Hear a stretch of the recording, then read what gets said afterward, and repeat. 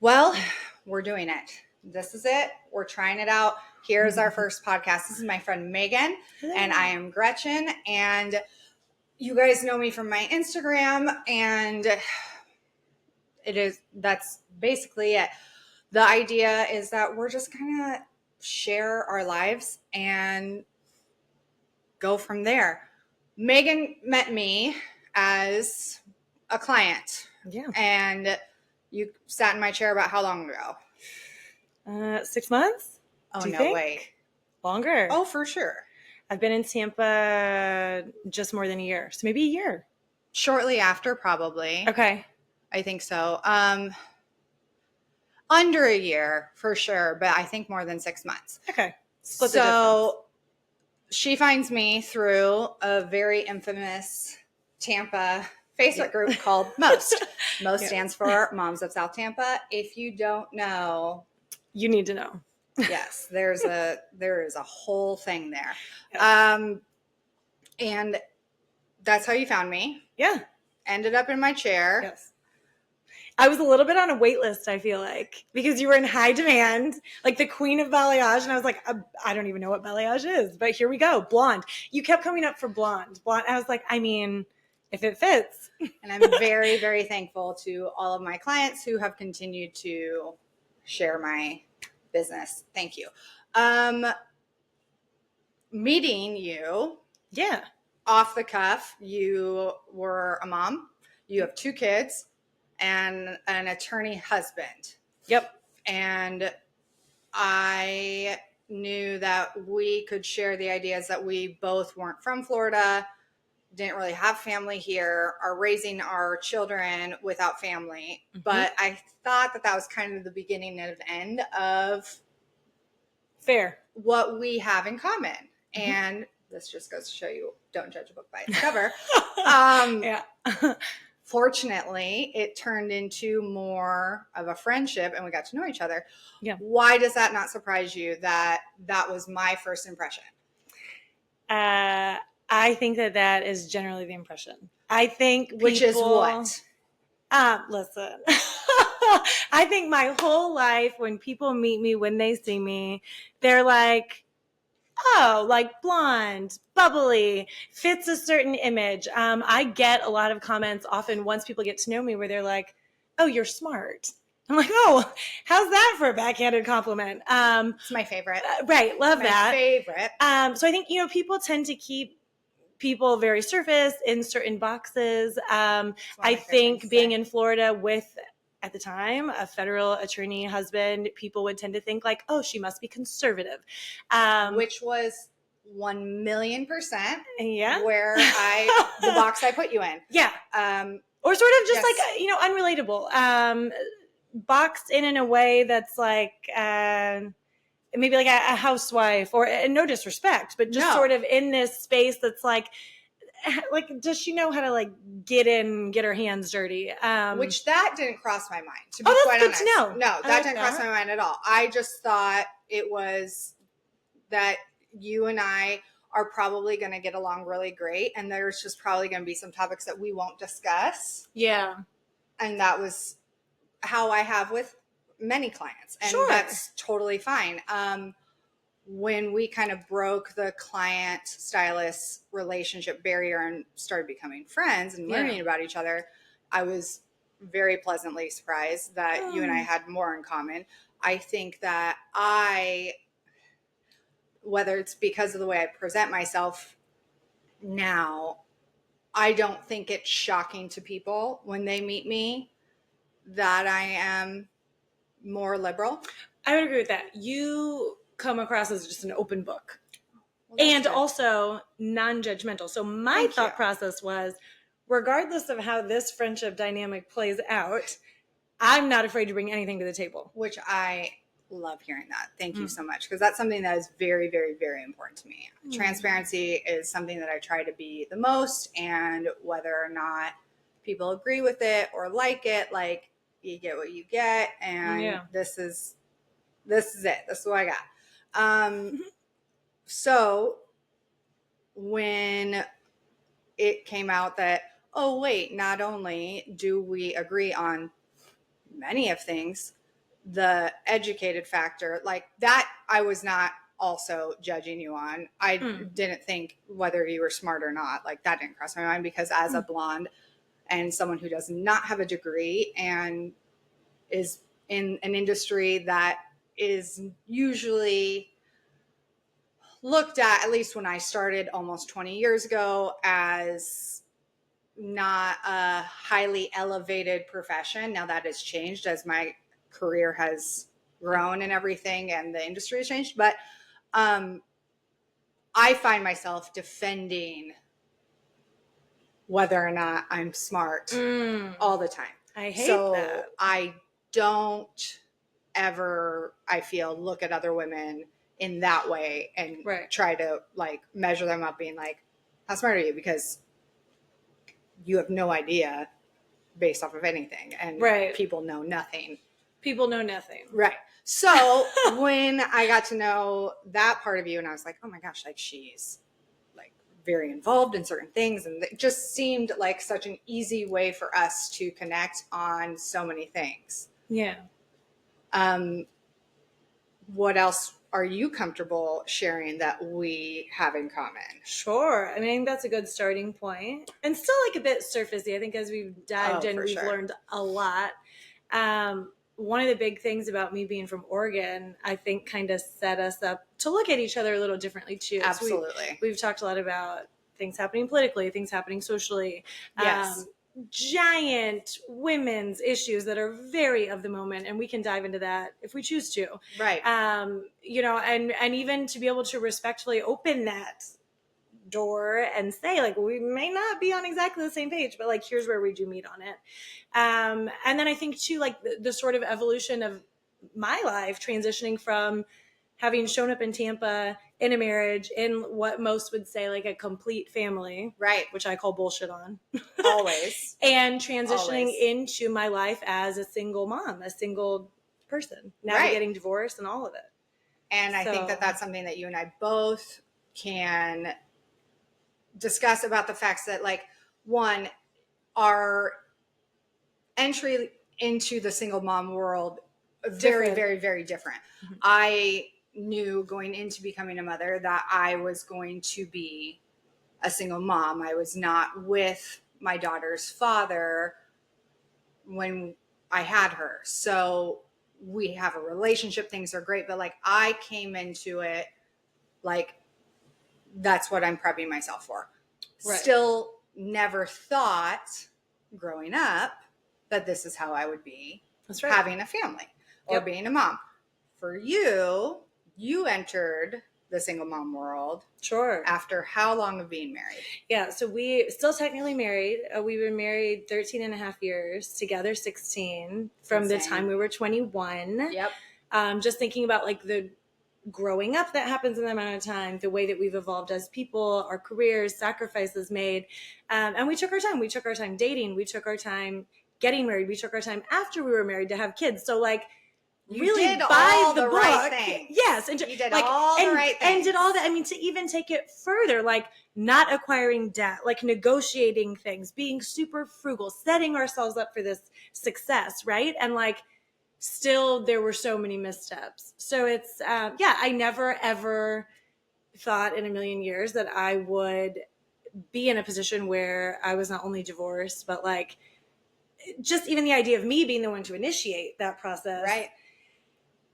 I never would have seen that coming. And further, because of my own childhood and there being several generations of divorce on my side, I certainly went into a marriage with every intention of, I'm going to do it differently. I'm going to get it right.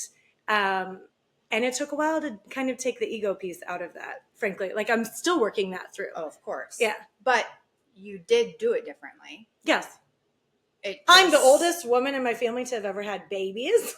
But you did it differently. It just goes to show you that you can do it differently, do all the right things, and there's still no guarantee. And you're still going to be, life is still going to happen, and there's going to be curveballs, and there's going to be things that you're going to have to adjust. And I think that personally, it was a very strong and brave move on yours because of the example that you're setting for your children of wanting more Thank and you. wanting better. And I think that that's huge. So, You know, one of the things that I am thankful about, and not only meeting you, but just in transitioning to Tampa in general, is that sort of mindset. Because, so for the 2 years before we moved here, we were in Ocala, right. which is a crazy place.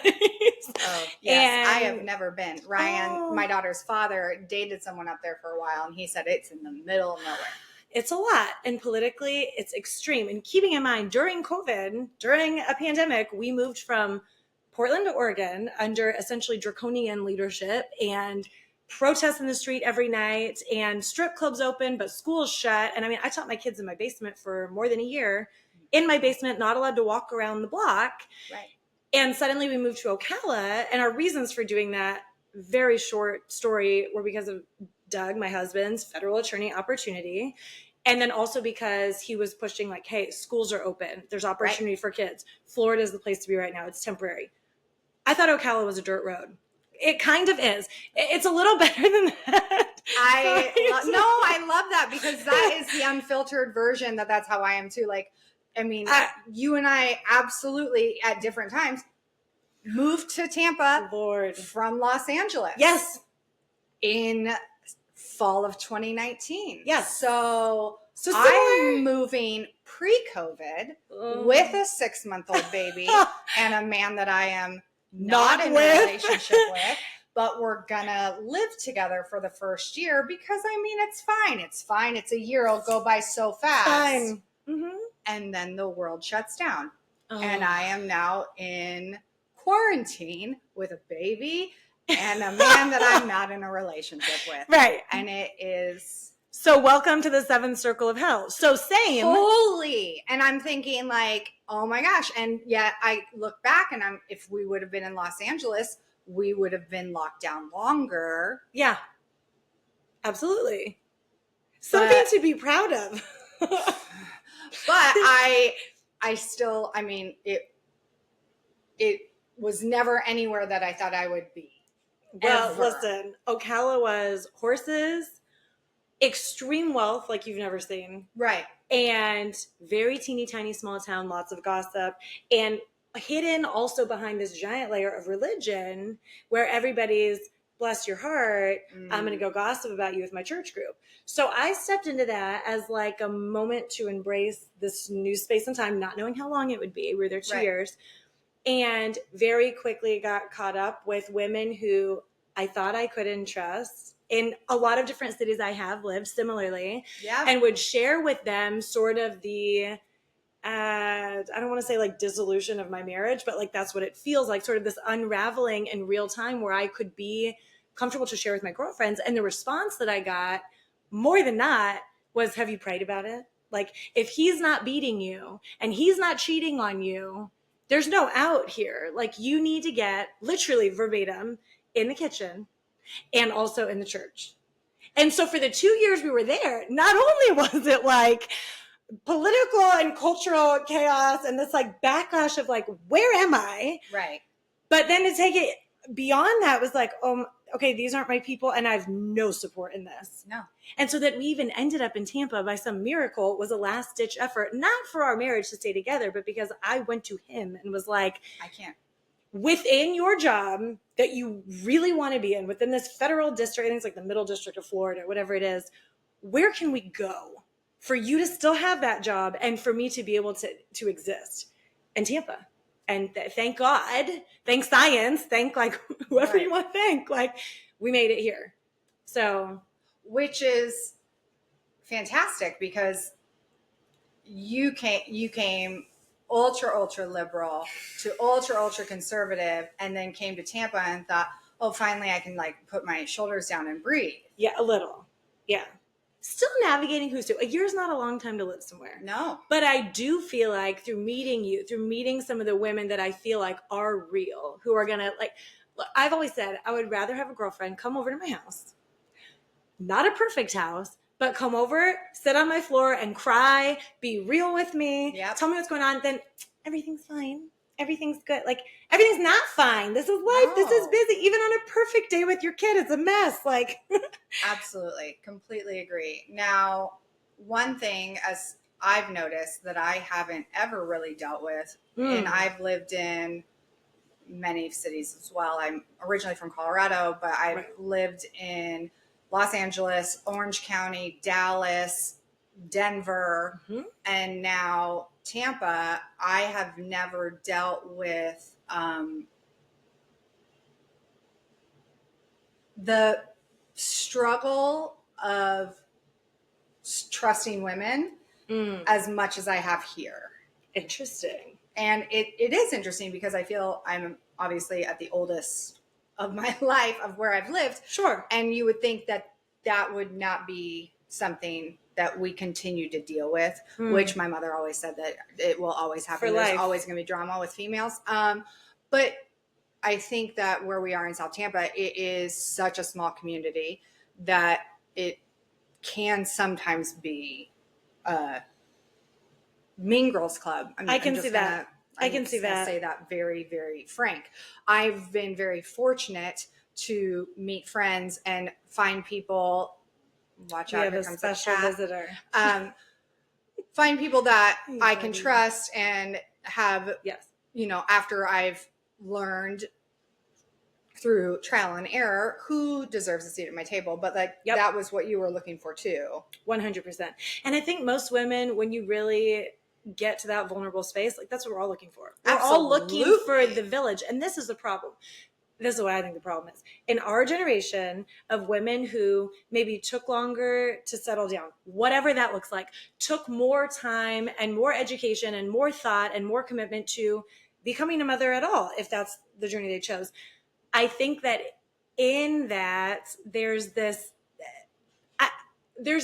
space and time where we've either like moved away from our family unit, Yep. our family of origin. We've had opportunities to travel over. You listed some of the cities you've lived in. I've Right. lived in a lot too, nationally and internationally. Right. And we've had more opportunity. But what that lends to is like not settling down where our family of origin is, not having that village, desperately wanting and needing that village, especially because now, like, guess what? The field is level and we have jobs and careers. And now there's no grandma to like come in and help out. Oh, it's so different. It's so different. It's so different. And I think, I don't mean to interrupt. Not at all, but we need the village. We need the village. And I think it is really hard to relate that to people who do have family and Yes. do understand. And it's not a worse or better or harder No. or easier or any of that. It's just, it's really hard to relate that because they've always had it, whether they Yes. went away for 6 months and came back or went Yeah. away for 2 years and came back. Yeah. Like they've always had that home base. And you and I have both navigated our adult lives Without that. Yeah. And a lot of other women too. Oh, and I for think if we sure. would let our hair down a little more, avoid kind of the catty competitiveness that we've been like grown to have within each other and amongst each other, Right. and just be real with each other, like we actually would be the village. Like I really believe that. I was taking a walk with a friend the other day, and I wasn't even talking about her, but I had kind of a meltdown, and I was like, this season of life is so hard, and it's really easy to get in my head on a negative day and feel like nobody is showing up for me, right? Like no one's coming to save the day. And while that's valid, it's not actually true. People show up in a lot of small ways, even strangers sometimes. Yeah. And she said to me, like, I really didn't know you felt this way. Like, you always seem to have it together. So I think it's twofold. It's like, I'm not doing my job in saying, like, I need help. Which is one of the hardest things. And I have a Uh-huh. friend that tells me that all the time. She literally looks at me and she's like, I'm not offering, I'm telling you, like, I'm going to take your kid I love that. and you're just going to let me. And Yeah. I'm like, but I can't. And she's Right. like, no, just let me. So I've never let it either. And this friend then followed up yesterday and said, oh, I'm going to pick up all of our kids from school Friday and order pizza. What? And what I think the best thing for us is to just sit. And say thank you. Correct. Yeah. And And it's maybe the like hardest thing. not take that little pocket of time to clean the house. Right. Like, Go get a pedicure, go take a nap, do whatever you want. do you feel guilty in those moments? I used to, but I've been in this world longer. Yeah. You know, my child's 5. And so I've been doing this on my own Mm-hmm. longer. So I have a little bit more practice of giving myself grace when I'm like, Can't do it. yeah, no, like I have a pile of laundry currently in there that's clean Yeah. that I'm not going to fold. So I'm unlearning a relationship, a long relationship, where it was not only my responsibility, but like my obligation to have everything done all the time. Right. To the point where it was a more meaningful use of time, decidedly by him, to comb tassels straight on oriental rugs at the end of the day than to put those same 10 minutes into having a conversation between the two of us. So I am unlearning, and it's such a process, but I feel myself, like this morning I didn't make my bed. Huge. If you called my grandma and told her that, she'd be like, I don't believe it. Like, I am unlearning. So amazing, because my mother still asks me, did you make your bed today? And I'm like, and no, I don't talk to her every day. But when I do, that conversation will come up, and I just literally, like, I'm 39 years old. I go, what do you think?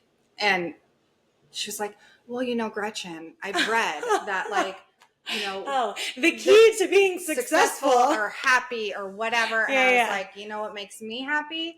Just getting out of bed and getting my kid to school, and then getting to work, and then coming home, and then getting back in that bed at the end of the day. Like, that's the beginning and end of it. I just meant it like my family would be celebrating me, seeing that I'm like slowly not holding myself to these like psycho expectations. I'm telling you, when I went into labor, my immediate thought process was, oh my God, okay, my water broke. It's the middle of the night. Is there enough food in the fridge for while I'm gone at the hospital? Swear to God. And this was on my due date. I worked until the day, this is my first child. Until the day I gave birth, told the doctor, oh, don't worry, I'll go into labor on my due date. I'm very punctual. And they were like, you're crazy. I was like, no. Like, this is how this is going to go. Yeah, it's exactly how I went with both babies, by the way, naturally, both babies.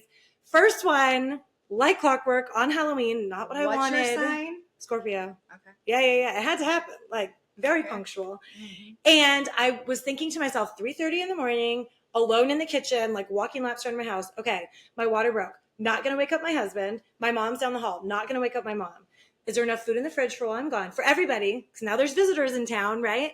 And then also, like, did I do the laundry? Like, is the laundry up to speed? Ridiculous.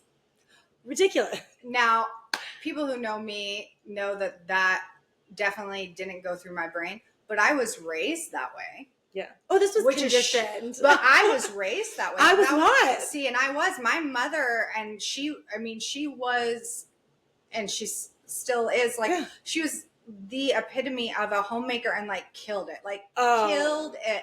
And that's beautiful. And loved it. Like, there's no bigger joy in her life, the fact that she was a wife and a mother. And so I would come home to homemade snacks, a very clean house, always. And and my sister. This is the antithesis of my childhood. And if I called my sister, she'd be like laugh crying with me. Like, snack? And my sister, obviously, who's 5 years older than me, raised in the same home, and she is that way as well. Like, she kills it. Like, she could have any career she wanted. She's been unbelievable at creating a nonprofit, which we will get into another day.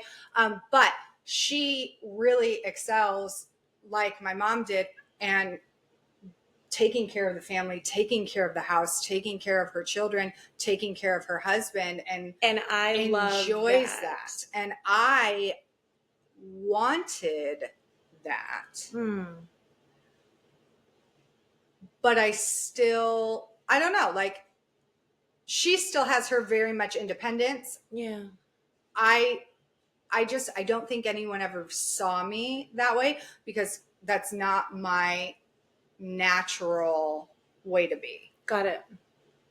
I can be very organized when it comes to my work and when it comes to stuff for my child and things like that.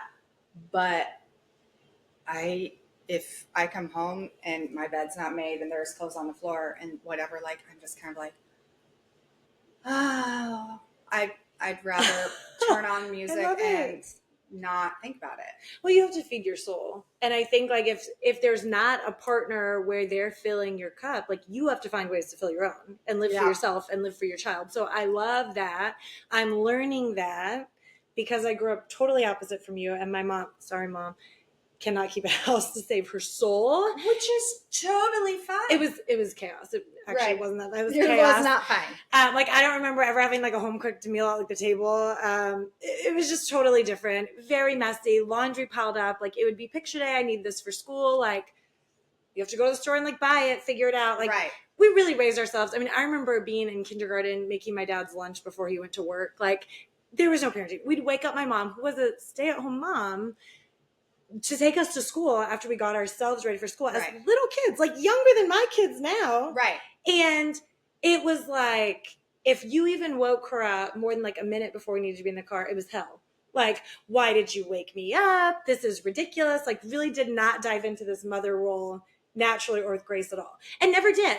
And even as a grandmother, slowly finding her way to try to connect in that space. So for me, I was like, oh, I'm going full scale the opposite. Right. And I'm going to be like Martha Stewart, but also have a career and also do all the things. So now as I find some kind of weird balance, I'm like, okay, if the bed doesn't get made, it's fine.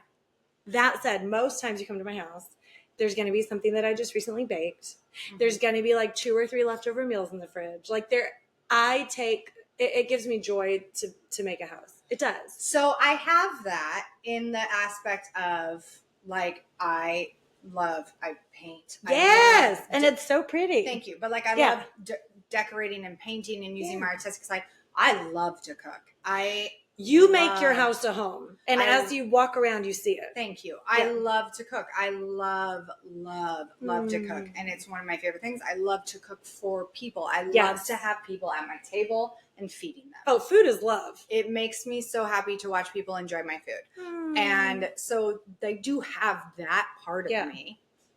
I don't know. It's interesting to see where that comes out, where the other side of me is much more lackadaisical about things that I wish that I was a little bit more annoyed by, because it does annoy me. Like looking in my bedroom, it annoys me that there's clothes sitting right there. But it's not going to change your day. But it doesn't annoy me enough to do something about it. Well, I will say the one thing that is different where this plays in is like you've always had your daughter. You've always had your daughter. And you've always been full-time, all the things, right? Mm-hmm. And so you are making a home and doing all the things all the time, but there's no breaks. No. With me, although I've gotten a lot of really obnoxious comments about sharing custody with my children and, oh, that's so fun. You have a sitter half time and all the other horrible, heart-wrenching comments that make me go home and cry myself to sleep are, very unwelcome. People say stupid shit. They don't know what to say. And that's people say stupid shit and they think that it's helpful. It's not. Better just to say, I'm sorry you're going through a tough time. Right. Well, anyway, the part that is the hardest right now is the quiet. Because I've not ever been used to not having them, because I never would have ever chosen to not have them. Because when people say to me like, oh, it's nice that you get breaks, and I'm screaming on the inside, but I want them all the time with me, no matter how hard it is. I told my daughter last week, she was like, I always want to be with you. I said, and I always want to be with you too. Even if we're fighting, and which we do, we're 2 Scorpios. Oh, yes. Even if we're mad at each other, like I want you mad in my space, in my house, in our house. And so the tricky bit is the quiet when they're not there. Already he's removed from the puzzle. Mm-hmm. How do I still make a home and still feel myself without any, I'm not gonna lie to you. Last night, my dinner choices were real poor. My sister and her husband had just been here for spring break, and I didn't go food shopping yet. And they left, I'm going to show you, it was horrifying. They left all their like junk food snacks with me from their Airbnb. Yeah. My dinner last night was Doritos, cheddar cheese, which I, by the way, stacked on top of Doritos. Highly recommend. Okay. Some Oreos, blackberries, I mean, I made like a whole junk charcuterie minus the blackberries and sat there like a little pig in front of the TV. Like, this is not me making a house. This is not me doing anything. But it was like beautiful in its own strange way. I'm still waiting for me to be shocked because I wish that there was. This is I wish new that there for was me. a camera of what I eat for dinner most nights. Oh my gosh. Because, you know, my child goes to bed much earlier. Yes. And so, you know, on nights that I do cook or whatever, like I'll Yeah. make chicken and do all the things, and then I'm eating at 4:30 Right. with her, which is awesome. But on nights that I don't eat with her, where she's having macaroni and cheese or whatever. Yeah. My dinner is Whatever. Okay, whatever. I'm sparkling rosé 9 times out of 10, and then do I make a cheese plate with The best. turkey, pepperoni, and just random cheese and some crackers that I find. I've eaten her fruit snacks Yep. for dinner. I've Yep. eaten literally whatever I can Yes. find, and that's normal now. Like So I'm finding the balance. that's normal. Like, But see, even 6 months ago, I would have taken that same quiet night, felt a real sense of like, I need to be productive. I need to meal prep. I need to do all these things. And I'm failing if I'm not doing them. And also like crying in the quiet instead of like feeling okay to live a little in my own right as Right. a human being. So we're getting there. which I think is so important for women out there to understand that, like, it's okay to be struggling. I've been sharing that a lot, like in things that I post whenever I go on my Instagram. The hashtag that I've really like resonated with is the struggle is okay. And the fact that women feel that they can't share the dark moments or the moments that they feel that they're going to be judged because of what you had for dinner. Like, and I'm sitting here going, okay, I'll take that and raise you like 5 dinners and this and this, and the fact that Ryan has, my daughter made her own lunch, and I've gotten a text from the teacher being like, did Ryan make her lunch today? And I'm like, yeah, I was trying to get ready for work. She, you know, whatever. And they're like, oh, just making sure because it's very interesting. It's just mainly snacks. And I was like, I love it. cool. Thanks for making me look good. So my point is that, like, even though people are like, you've got it all, I don't. And not a lot of people say that, but it tends to be what I think people feel the need to say to single working moms. You're juggling it all. You're doing it fantastically. Like, that's amazing. No. Can we for a minute, like, just make this about moms? Because sometimes I have to check myself and be like, this shit over here is real hard, but like, it's hard in two parent homes too. Like, exactly. when I talk to my friends, they're like, oh, you have it all the way together. Like, I just gave my kids chicken nuggets and I don't even know if I warmed them in the microwave. Like, true story. Like, they're just in there eating them. That's what I'm saying. Right. Like, motherhood is hard. And the transparency. It's not the let's post the things of how to make your parenting better. Right. No, let's Give us show a each break. other that we can be authentic and real and come together and be like, I am struggling, and have someone go, been there, got you, and you're not failing. It's okay. It's okay. So on this subject, like, I'm pretty frugal. I think most, especially single parents, kind of have to be, right? Like, I'm relearning my financial picture, whatever. And so I made lasagna a couple weeks back, and we were like on night 4 of this giant. Oh, because lasagna lasts forever. And it's real good, and it kind of got better for the first. Oh, always. But by the 4th night, listen, my kids were like, we all sat down at our little table, and they were kind of like, we're like, over this, Mom. They didn't want to say. I was over it too. I was like, I don't need this. So I kind of look at both of them, and my son, who's 6 but going on like 42, he's a real old soul. He was like, so listen, like, I'm not feeling really like eating this tonight. I love it. And it was sweet, but it was also just like, we've had it with lasagna. And I was like, you know what? get your plates. Everybody in the kitchen. We threw it out. Good. Oh, we threw our plates out, and I looked in my freezer, looked in my fridge. I was like, didn't really have a backup plan. It was definitely not going to be a spending night. Like, I had already decided that. So we're having lasagna. Like, all right, guys, ice cream for dinner. They were ecstatic. And I didn't even stop there. I took it to like, guys, give me 5 minutes. I'm going to set up like my own little yogurtology, like all the toppings, all the things. I had Oreos. I always have Oreos, I guess. My daughter was like, I'd like to have those crunched. And I was like, just a minute, ma'am. Like took them, smashed them. They talked about that night. Like they're probably still talking about it. That was a core memory. So my sister and I would sit here and tell you that one of our favorite meals, and both of my parents were in the kitchen always. Love. My dad worked full time. My mom was a homemaker, as I said, and during their marriage, my father is an amazing cook. He taught me a lot of what I do. And my mom is an amazing cook too.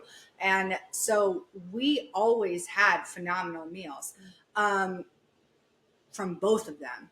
And yet core memory is there were Sunday nights where my dad would pop popcorn on the stove and make us milkshakes. And we would have popcorn milkshakes for dinner. And a Dan Swissler milkshake was a pint of Haagen-Dazs, of course, vanilla, and a pint of Haagen-Dazs chocolate. Yeah. Both in the half and half instead of that's any kind of milk. Stuff. And that's how you make a milkshake, Yeah. Dan Swissler style.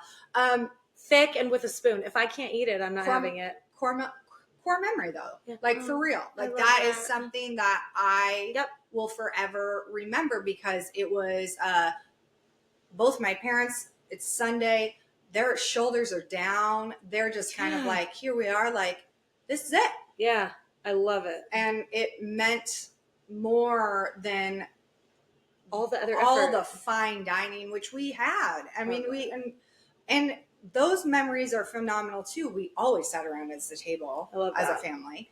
It's really important. I'm very, very lucky to have had that. And so to, I guess, kind of end on the thing for this, at least, is that when we think that we can't share those moments, one, you're either surrounding yourself with the wrong people, or two, you don't realize that there is so many other women. There are so many other women who literally will look at what you did and be like, oh, I wish I could be that mom. Because they think that what they're doing is so much worse.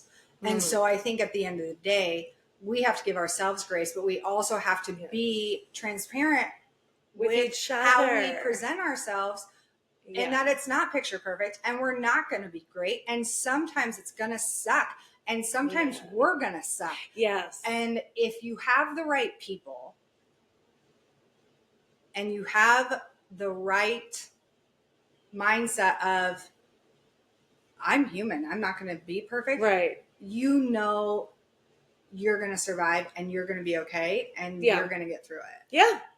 No. So that's, I think, one thing that I would want to really drive home more than anything, that the struggle is okay, but that you may think that, oh my gosh, if my mother saw me doing this for my children tonight, she'd be mortified, or if my grandmother saw, or whatever, which I have my grandmother's picture hanging in my kitchen. And I know for a fact that that's actually not how they would respond. Yeah. And we need to be more that way with each other. We need to be more supportive and accepting, not, oh, let me show you how to fix that. We're not always looking for solutions. Because we're smart. We know the solutions. Sometimes we just want the support. Yep. Would you? I love that. Right? Yep. 100%. So I think that this could be the start of something very beautiful. Oh, I agree. Love it. Oh my goodness, that's amazing. So good.